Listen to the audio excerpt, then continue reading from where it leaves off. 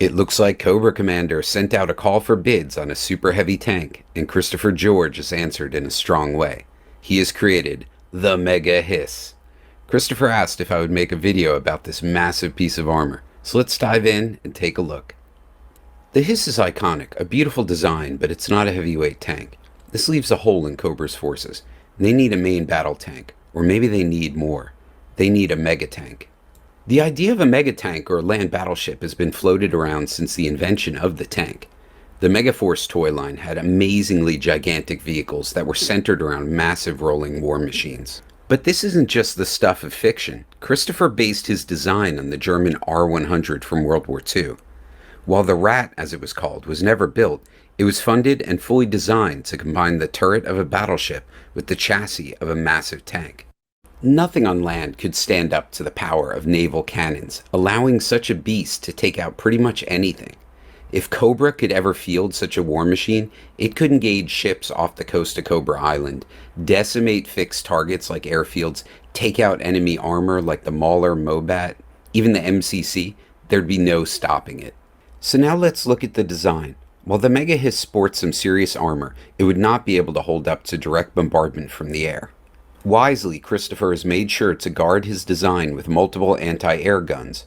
A front-mounted turret with full 360-degree rotation allows Cobra to clear the skies in any direction. While in the rear, there is a heavy AA turret sporting two legendary 88s. These would be able to throw up a massive amount of flak, but could also be lowered to engage enemy armor. The skies above the Mega H.I.S.S would not be a friendly place to fly. For mid-range and close support, the Mega H.I.S.S carries a front-mounted Gatling turret. This is perfect for engaging infantry, the bane of any large armored vehicle.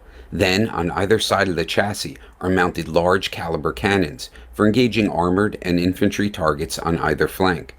Through his design, Christopher has created interlocking fields of fire, ensuring that nothing will get close to the Mega H.I.S.S's main armament, the massive turret. But maybe the most brilliant aspect of Mr. George's design is the positioning of the turret at the highest point on the vehicle. The gun house is the visible part of the turret, but much like an iceberg, there's much more below the surface. This positioning allows the vertical space for the large supporting structure, which houses the magazine where shells and propellant are stored.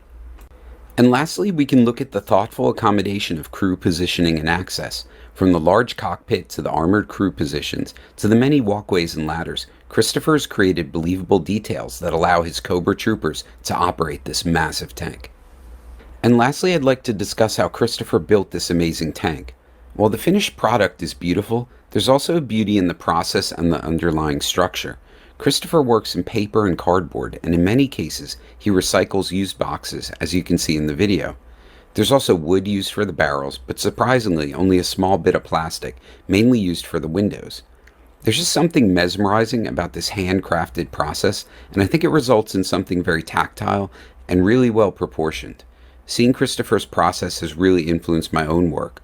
Whereas I'm more a 3D printer CAD type builder, I've started to mock things up in cardboard, if only as a sort of sketch at first, but I find myself wanting to make more of my work in this way. I think we're all really lucky to have Christopher George as a member of this community, and doubly lucky that he shares his process in his videos. If you hadn't subscribed to his YouTube channel, head over there now and do so, and check out all the other amazing vehicles he's made. I especially love his cardboard Mobat and his Terradrome. Thanks for stopping by and watching the video. Hopefully this will get more people looking at Christopher's stuff and his amazing work. And hopefully we'll see you in the next video. Yo, Joe.